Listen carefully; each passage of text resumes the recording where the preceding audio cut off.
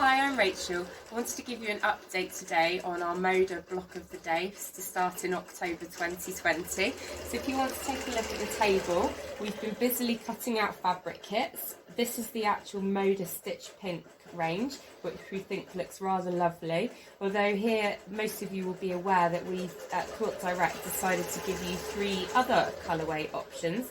So this is the Seascape version, some lovely blues. We're currently cutting out the kits for the Dartmoor version, and as you can see we've picked some lovely Aurifil variegated threads to go with those kits. We're pleased to say that we're now stocking an extensive range of the grunge fabric, which we think is really rather lovely and would go with any project.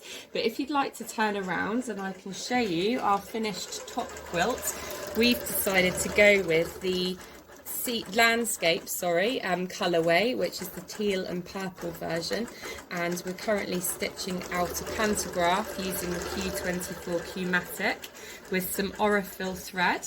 We've gone for a 40 weight variegated thread, which is turquoise foam, which we think looks really lovely against the backing of the grunge fabric.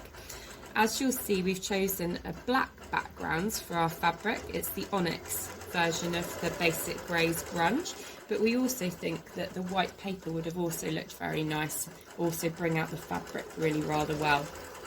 We've actually, on the back of our fabric, or for the sandwich, we've used the Hobbs Heirloom 8020, which we've used in black so that it doesn't show through underneath, but it's also available to buy in the white.